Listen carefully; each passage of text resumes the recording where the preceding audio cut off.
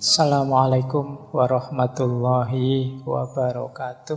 Bismillahirrahmanirrahim. Kata Rumi begini: selamat tinggal hanya untuk mereka yang mencintai dengan matanya.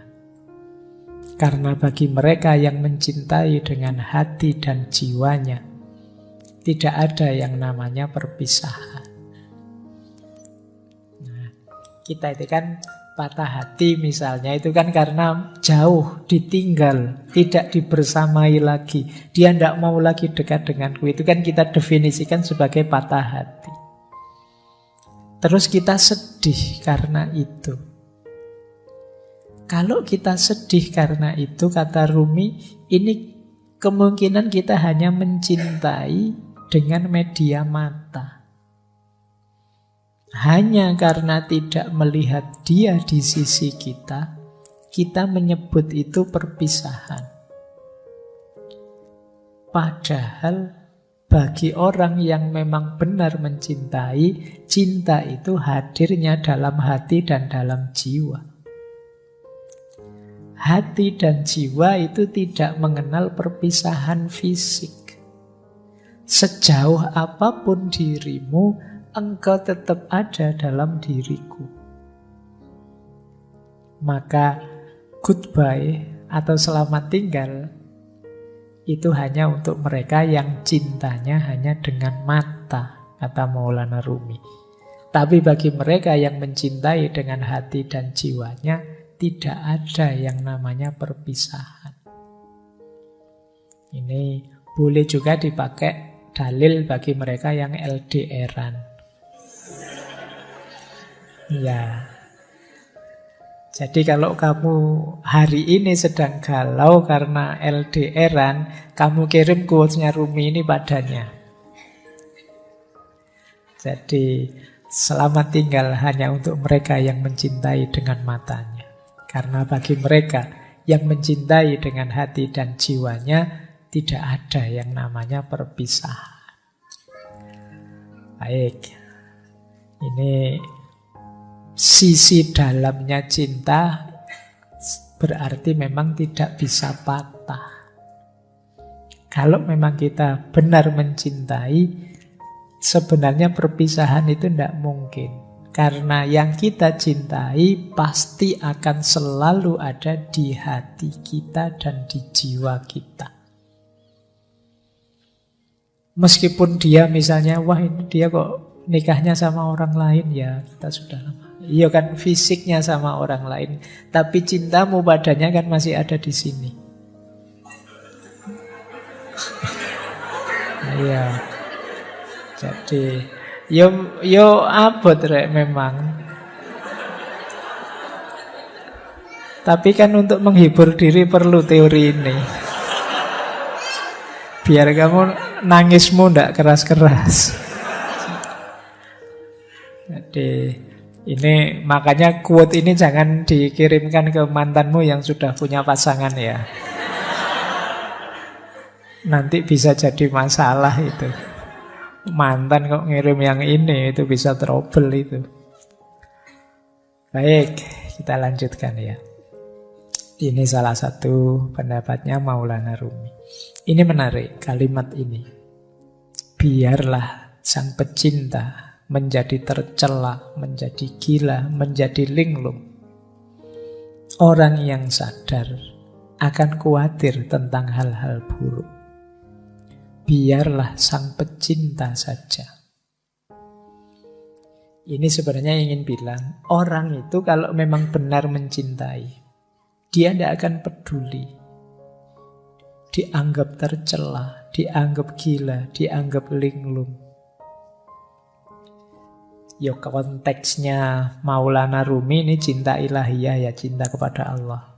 Meskipun sebenarnya cinta pada pasangan kadang-kadang juga ada yang selevel ini.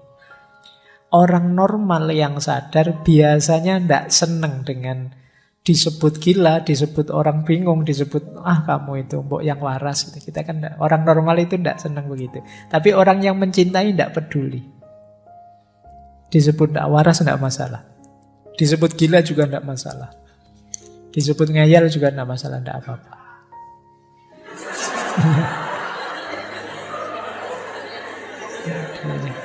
Iya. Oke. Baik. Iya. Itu. Oke ya.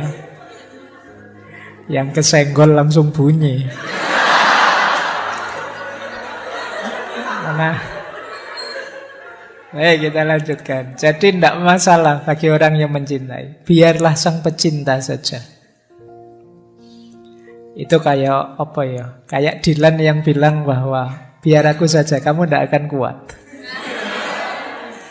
Jadi kata yang mencintai begitu. Sudahlah, tidak apa-apa. Untuk yang gila-gila, yang linglung-linglung, tidak apa-apa. Biar aku saja, kamu orang normal tidak akan kuat. Berarti apa? Ya termasuk kegalauan, kegelisahannya, patah hati. Itu bagi seorang pecinta adalah sesuatu yang biasa. Tidak akan terlalu merisaukannya. Karena dia tidak kehilangan dan tidak kekurangan apapun dari cintanya. Jadi biarlah sang pecinta saja. Biarlah yang mencintai saja.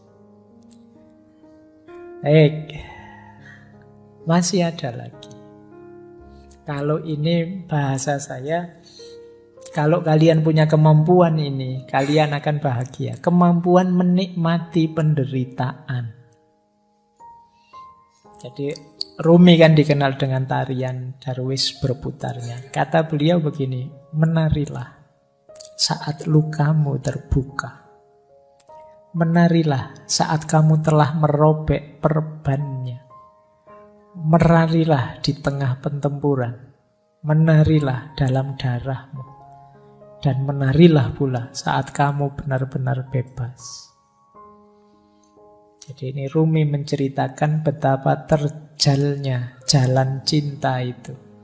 Engkau akan terluka berkali-kali, tapi tetaplah menari. Menarilah di tengah pertempuran dan menarilah dalam darahmu. Meskipun pada akhirnya ketika kamu mampu menikmati segala penderitaan itu, engkau akan benar-benar bebas. Jadi, ini diilustrasikan ketika Rumi itu kan pertama kali melakukan tarian yang masyhur sekali. Darwis berputar itu kan ketika beliau sedang sedih, sedang galau, ditinggal gurunya, Syekh Samsuddin At-Tabrisi. Ketika beliau sedang ada di sebuah tempatnya pandai besi, mendengarkan besi yang ditempa, diiringi oleh kesedihannya, akhirnya tubuhnya bergerak sendiri. Itu bisa kamu bilang bergerak dalam kesedihan. Tapi kesedihan ini dibawa menari dan dibawa naik menghadap Allah. Maka di antara rumusnya kalian menghadapi kesedihan, menghadapi patah hati itu, kalian akan sangat tangguh kalau bisa sampai di level bisa menikmati kesedihan. Bisa menikmati kegalauan. Boleh kamu bikin jargon, galau itu asik loh. Sedih itu menarik. Banyak karya-karya besar lahir karena kesedihan. Karena kegalauan.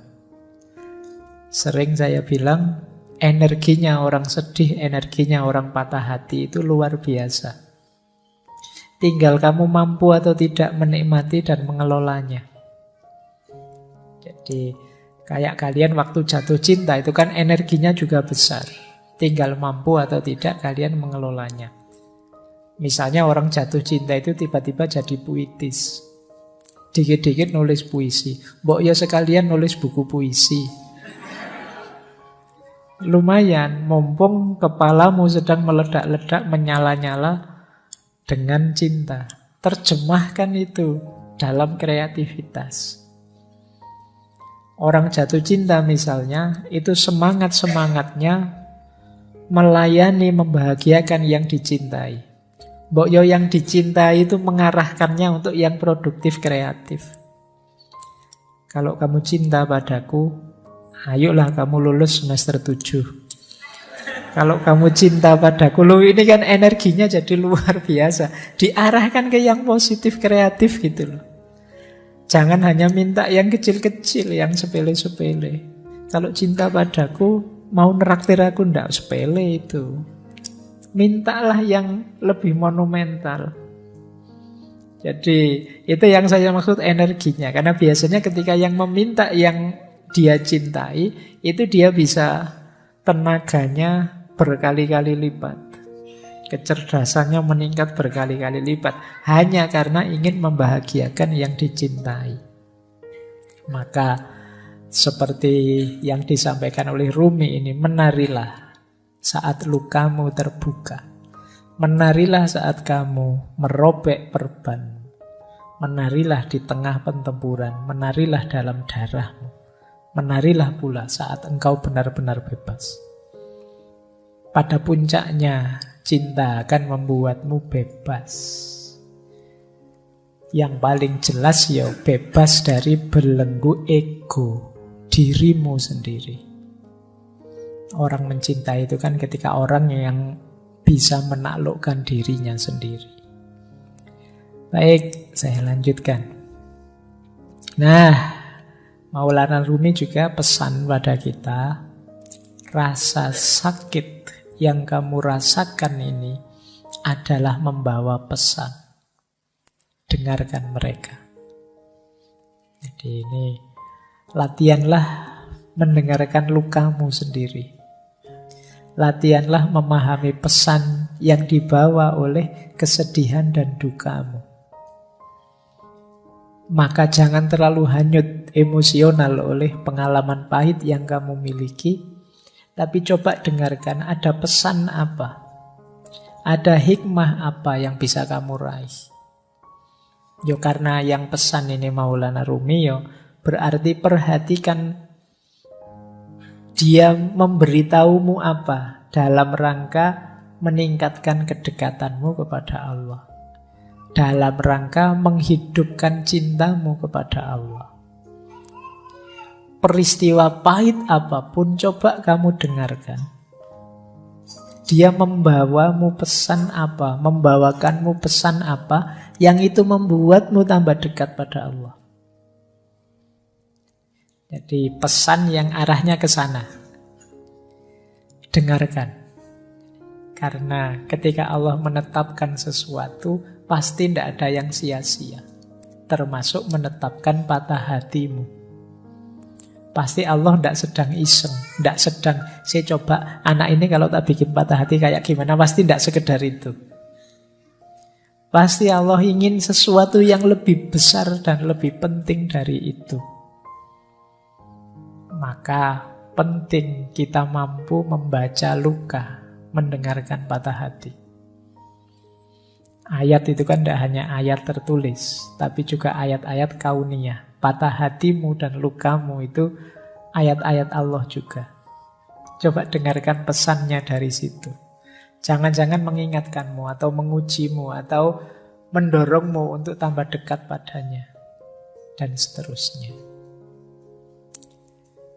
Baik, kita sudah ketemu Maulana Rumi dan ada kalimat yang menarik dari beliau. Di mana ada kehancuran, di situ ada harapan akan harta karun. Harta karun itu kan biasanya terkubur di balik puing-puing. Kalau tersimpan di lemari kan tidak disebut harta karun. Harta karun ini biasanya tersembunyi. Dan ini ada di balik kehancuran. Maka temukan mutiara-mutiara. Temukan harta-harta di balik kesedihanmu, di balik kehancuranmu. Pasti banyak kalau kamu jeli mencarinya. Jadi ini lanjutan dari quotes yang tadi ya. Jadi dengarkanlah dan cermatilah. Insya Allah kamu akan ketemu harta karun yang di situ kamu akan bangkit kembali, lahir kembali, jadi sosok yang lebih kuat, lebih hebat dari sebelumnya. Jadi ini pesan dari beliau. Di mana ada kehancuran, di situ ada harapan akan harta karun. Jadi jangan terlalu lama nangis-nangis sedihnya. Beri waktu tersendiri, tapi kemudian segera move on. Bacalah kesedihanmu, dengarkan pesannya, carilah mutiara-mutiara di baliknya, terus lahirlah kembali jadi sosok yang baru yang lebih tangguh. Ini yang diinginkan oleh Maulana Jalaluddin Rumi. Baik. Nah, ini tadi hubungannya dengan kesepian ya. Memang kalau kita sedang sakit, kita sedang sedih, itu perlu teman. Tapi seandainya tidak ada teman dan kamu merasa sendirian, jangan merasa kesepian. Seluruh alam semesta ada dalam dirimu. Jadi, kalau sekedar ingin cerita, ingin curhat, dalam dirimu lengkap. Ada komponen alam semesta. Jangan merasa sendiri. Wong kamu itu sendirian saja sebenarnya kan sangat ramai. Kalau tidak percaya, kalau kamu di kamar sendirian itu kan, ya memang suaranya tidak ada, wong kamu tidak ngobrol. Tapi pikiranmu kan riuhnya luar biasa. Ramenya luar biasa. Kalau sekarang kadang-kadang tidak hanya pikirannya, mulutnya juga rame, apalagi kalau pas main game. Ya, kamu marah-marah sendiri, mesuh-mesuh dewe, ngamuk-ngamuk dewe. Apalagi pikiranmu. Pikiranmu itu kan tidak pernah diam. Ketika kamu sadar, ya pikiranmu bunyi terus tentang apa saja. Kamu sebenarnya ramai, jadi tidak perlu merasa kesepian. Seandainya kok dalam kesedihanmu kamu tidak menemukan teman, engkau sendiri cukup. Jangan merasa kesepian. Alam semesta ada dalam dirimu. Nah, ada kalimat menarik dari Rumi yang beliau sampaikan tadi mungkin berat. Engkau yang sedang sedih mungkin sulit, tapi I know you are tired, but come, this is the way. Aku tahu engkau mungkin sangat lelah, berat sekali melaksanakan yang dipesankan tadi. Tapi memang inilah jalannya. Jadi inilah jalan yang berlawanan dengan jalur menuju keputusasaan. Jadi aku tahu engkau lelah, tapi inilah jalannya. Ayo pelan-pelan kamu tempuh jalan ini. Jangan mengambil jalan yang sebaliknya, yaitu jalan keputusasaan. Baik, ini dipesankan tadi ya. Sejak awal tadi kan sudah ada banyak tips-tips untuk kita bisa mengatasi rasa sedih dan hati kita yang patah tadi. Paling tidak kita menghindari gol di gawang keputusasaan. Dan memang hanya ini jalannya, kata Maulana Jalaluddin Rumi. Nah, ada satu teori dalam dunia tasawuf. Nanti coba kalian cek ya. Kalian dalam sedih ada di mana? Hubungan kita dengan Allah saat kita menderita. Ada fase confirming, ada fase responsif, ada fase ekstatik. Orang yang ada di fase confirming itu orang yang ketika sedih bisa merasakan hadirnya Allah. Terus dia tenang dan muncul harapan-harapan baru. Nah, ini ada level paling rendah ya tentu saja yang tidak ingat Allah. Ini level awal itu ingat Allah. Jadi sudah ingat Allah. Ingat Allah saja itu akan menenangkanmu, memunculkan optimisme baru. Sebuntu apapun jalanku, aku masih punya Allah ternyata. Harapanmu muncul. Ada fase lebih dalam lagi. Tidak sekedar sadar hadirnya Allah, tapi sadar dekatnya Allah dan baiknya Allah. Ini lebih besar lagi kegembiraan dan optimismemu. Allah akan selalu mengabulkan doa-doa kita, permohonan kita, permintaan kita. Allah selalu sayang dengan kita. Allah itu tidak pernah tidak baik kepada kita. Kita saja yang keluar jalur. Sehingga kebaikan Allah tidak sampai. Kita saja yang ambil jalan rute yang berbeda dengan yang diinginkan oleh Allah. Ini fase kedua, namanya fase responsif.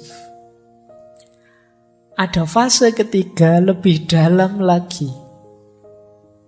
Di fase ketiga ini, kita tidak sekedar merasa dekat dan Allah itu baik, tapi kita sudah intim sama sekali. Kita sudah sangat cinta dengan Allah, sehingga apapun yang diberikan oleh Allah, apakah itu pahit ataukah manis, tidak masalah. Ini namanya fase ekstatik. Nah, dalam kesedihan kita ada di mana?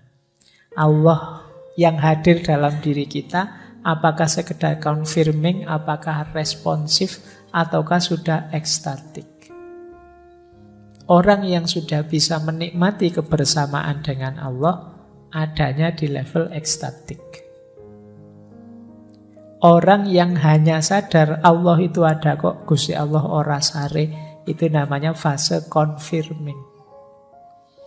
Orang yang sadar bahwa Allah itu tidak sekedar hadir, tapi Dia maha baik dan akan mengabulkan semua doa kita, namanya fase responsif. Nah, teman-teman coba dicermati kehadiran Allah dalam diri kita itu seperti apa. Pandangan kita tentang keberadaannya Allah itu ada di mana. Itu menunjukkan level kedekatan dan level hubungan kita dengan Allah. Baik, kita akhiri dengan beberapa tips. Kalau ini agak praktis ya, kalau yang tadi filosofis. Banyak yang tanya ke saya, caranya biar hati tenang itu apa sih, Pak? Dalam penderitaan. Ini saya ambilkan langsung dari beberapa ayat ya. Biar ini seperti ngaji beneran. Ada Al-Qur'annya. Segalau apapun dirimu, coba kamu rujuk ayat-ayat ini. Mungkin kamu bisa lebih tenang. Yang pertama surat Al-Insyirah, ayat 5 sampai ayat 6. Yang bunyinya adalah fa inna ma'al usri yusra, inna ma'al usri yusra. Maka sesungguhnya bersama kesulitan itu ada kemudahan. Sesungguhnya bersama kesulitan ada kemudahan. Sesulit apapun hidupmu, sepahit apapun pengalamanmu, tidak usah khawatir. Pasti ada kemudahan. Bahkan ada penafsir, ada mufasir yang mengartikan setiap ada satu kesulitan, Allah akan memberikan dua kemudahan. Ini kan diulang dua kali. Fa inna ma'al usri yusra, inna ma'al usri yusra. Jadi yang pertama, kamu ingat-ingat ini. Allah sendiri yang menjanjikan. Sesungguhnya bersama kesulitan ada kemudahan. Maka jangan putus asa. Pasti ada jalannya, pasti ada kemudahan. Kemudian yang kedua, boleh dilihat surat Ar-Ra'd. Ayat 28. Tadi sudah kita singgung sedikit ya. Ala bidzikrillahi tatmainnul qulub. Sesungguhnya dengan mengingat Allah, bukankah dengan mengingat Allah itu hati menjadi tenang. Tadi sudah kita jelaskan level kedekatannya. Jadi kalau ingin tenang, hadirkan Allah. Ingat Allah itu menenangkan. Karena apa sih yang tidak mungkin di hadapan Allah? Terus, yang ketiga, kalau masih ada kebingungan-kebingungan, kekecewaan-kekecewaanmu karena keinginanmu tidak terpenuhi, boleh teman-teman merujuk surat Al-Baqarah ayat 216. Wa asa antakrohu syai'an wa huwa khairul lakum wa asa antuhibbu syai'an wa huwa syarrul lakum wallahu ya'lamu wa antum la ta'lamu. Jadi firman Allah, mungkin saja engkau membenci atau tidak suka sesuatu padahal itu baik untukmu. Dan mungkin juga engkau mencintai sesuatu padahal itu buruk buatmu. Allah lebih tahu, sedangkan kalian tidak tahu.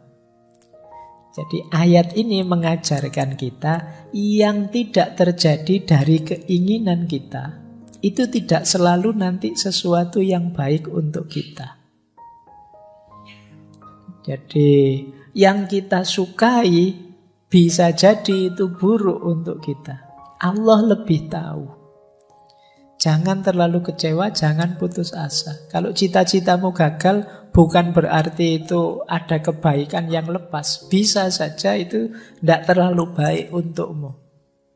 Allah menetapkan sesuatu itu ya pertimbangannya kasih sayang cintanya pada kita. Pikiran kita terbatas, sulit untuk bisa tahu sampai detail sedalam-dalamnya manfaat dan efeknya sesuatu. Allah lebih tahu. Jadi kalau teman-teman sedang kecewa, sedang galau, keinginannya kok tidak terpenuhi, baca ayat ini. Bisa saja yang aku inginkan, yang tidak terpenuhi itu sesuatu yang aku sukai sih, tapi bisa saja dia buruk untukku. Bisa saja yang aku hindar-hindari ternyata inilah yang baik untukku. Allah tahu, kita yang tidak tahu. Nah, membaca ayat ini mungkin bisa menenangkan kita. Kalau masih ada galau-galaunya, wa idza sa'alaka ibadi anni fa inni qarib ujibu da'watad da'i idza da'ani. Kalau hambaku meminta padaku, sesungguhnya aku dekat. Aku menjawab doa orang yang berdoa saat dia berdoa padaku. Jadi ayat ini menenteramkan kita masih punya Allah dan Allah dekat. Apapun yang aku minta, insya Allah akan dikabulkan. Nah, ini akan menenangkan kita. Yang terakhir surat Ar-Ra'd ayat 24. Salamun alaikum bima sobartum fani'ma uqbaddar. Ini finalnya. Kalau memang yang atas-atas tadi masih sulit, sadarilah tetap salamun alaikum bima sobartum. Selamat atas kamu karena kesabaranmu. Fani'ma uqbaddar itu betapa nikmatnya rumah tempat kita kembali nanti ke hadapan Allah. Hidup ini memang banyak ujian, banyak kesulitan, tidak masalah, sabarlah. Ada kenikmatan puncak nantinya bersama Allah. Itu fani'ma uqbaddar. Ini dari Al-Quran. Boleh teman-teman mengambil, ini masyhur sekali. Penenang hati, obat hati. Ini sebenarnya nasihatnya Syekh Ibrahim Al-Khawas. Bisa dicek di kitab Risalah Al-Qushairiyah. Kalau di Indonesia sudah jadi lagu terkenal sekali. Dawaul Qalbi Khamsatu Asya'a. Obatnya hati itu ada 5 hal. Qiraatul Quran bitadabbur. Membaca Al-Quran sambil tadabbur, merenungi maknanya. Wa khola'ul batni. Dan perut yang kosong, puasalah. Wa qiyamul laili. Dan sholat malam. Wa tadurru indas sahar. Jadi merenung, tafakur, zikir pada Allah di waktu sahur, sepertiga malam yang terakhir. Yang kelima, wa mujalasatus sholihin. Dan duduk bareng orang-orang yang soleh. Itu menenteramkan hati.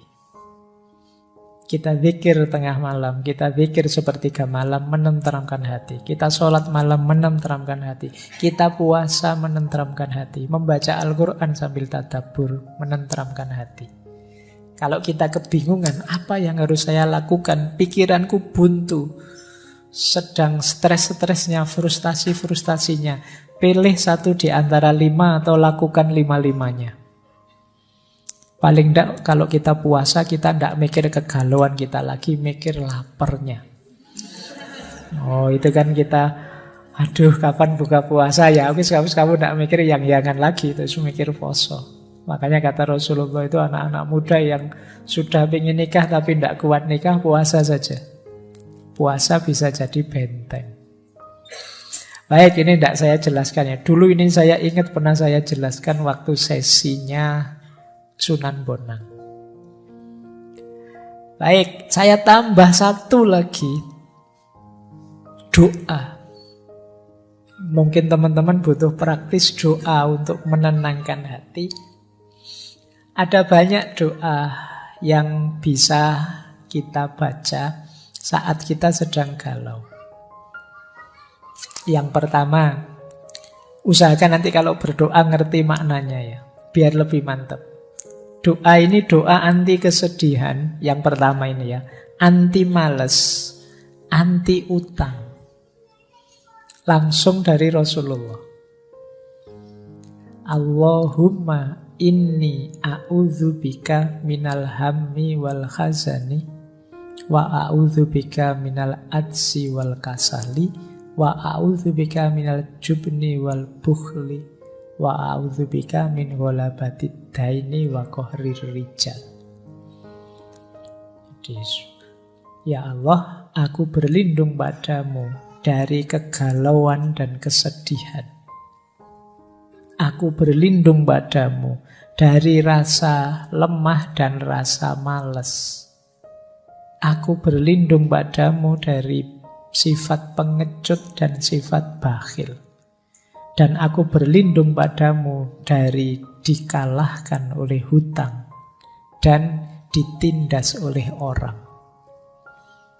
Nah, boleh teman-teman berdoa dengan kalimat ini. Atau yang kedua, ini doa minta tenang. Allahumma inni as'aluka nafsan bika mutmainnatan tu'minu biliqaika wa tardo bi qadaika wa taqna'u bi ataika.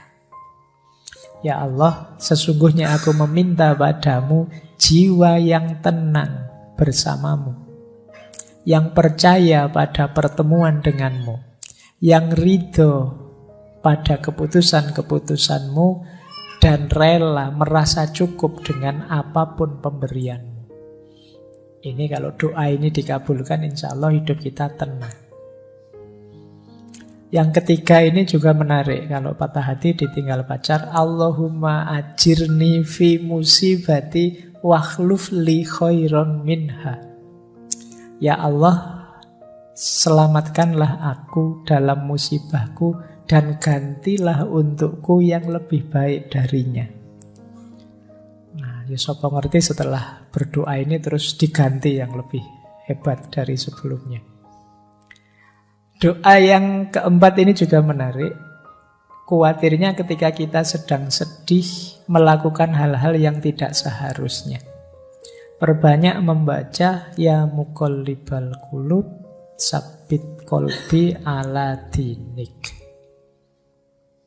Kalau masih terasa sangat berat penderitaanmu, patah hatimu, Rasulullah itu sering menggunakan doa ini. Ya Hayyu ya Qayyum bi rahmatika astaghiitsu. Wahai Zat yang Maha Hidup, yang Maha Tegak, dengan rahmatmu aku minta pertolongan. Atau masih sangat berat, kok gelap rasanya di kiri kanan, tidak tahu mau apa, mau kemana, boleh pakai doanya Nabi Yunus. Nabi Yunus itu kan mendapat ujian maha berat sampai ditelan oleh di laut. Nah, ini doa yang beliau baca. Jadi kalau teman-teman hidupnya stuck sama sekali, gelap sama sekali, tidak tahu mau kemana, boleh mengamalkan doa ini. La ilaha illa anta subhanaka inni kuntu minadz-dzalimin. Baik, malam hari ini pengajian beneran. Jadi tidak hanya filsafatan ya. Ya memang sengaja harus begini karena banyak juga teman-teman yang sedang stres, depresi memerlukan jalan keluar yang lebih praktis, tidak sekedar filosofis. Baik, yang saya sampaikan mungkin sedikit-sedikit bisa meringankan, membantu teman-teman menghadapi segala kesulitan dalam hidupnya. Yang sudah kita awali dari minggu pertama secara psikologis, filosofis, dan malam hari ini secara sufistik.